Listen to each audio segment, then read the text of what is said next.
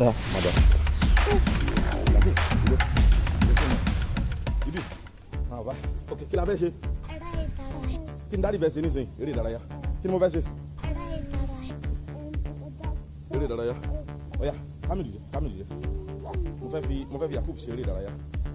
Ọ̀yá, Kamil, Adam súnmọ́, kúrò ńbẹ̀. Kúrò ńbẹ̀. Yakub yà máa bọ̀ wá. Wá jókòó síbẹ̀. Wá jókòó síbẹ̀.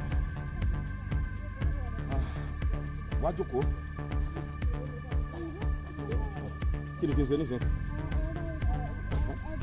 Mi gbọ́. Kí n díjú mi. Ok, tí bá ti ń lọ, tí bá ti bọ̀ màmá kiss rẹ̀, ok? Mbọ̀ ní sọ̀rọ̀. Sọ́dí yá. Ok, ní sọ̀rọ̀. Mbọ̀, ṣé kí n díjú ni? Kamil, Adam kúrò ńbẹ̀. Kúrò ńbẹ̀. Tí n bá ti ṣe. Sọ́dí yá. Mi yọ fìlà. Sọ́dí yá. Mo ń bọ̀ ní sọ̀rọ̀. Ọ̀yá.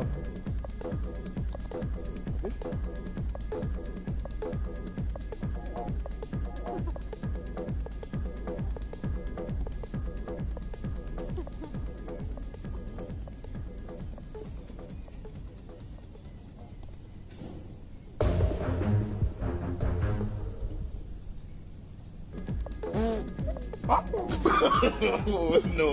Ara rẹ̀ yá. Ta ló sọpá mi? Ó sọpá mi rí. Ó ṣe dáadáa tó sọpá mi rí o. Ó ṣe dáadáa kí ni mo ní tó bá ti yá kí wọ́n ní o wá dúró sí bí Yakub dúró sí kí mi ní o tún ṣe bẹ́ẹ̀ ó wá lọ gbé ìdí sí mi lẹ́nu lójú fíofíò ẹ jẹ́ lọ ice cream.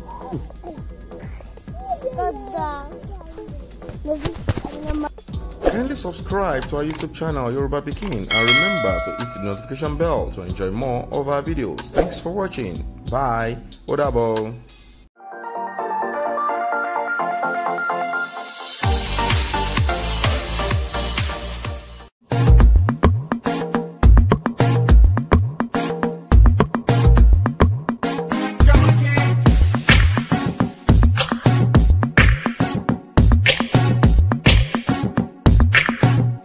Ọmọ Yorùbá lèmi o.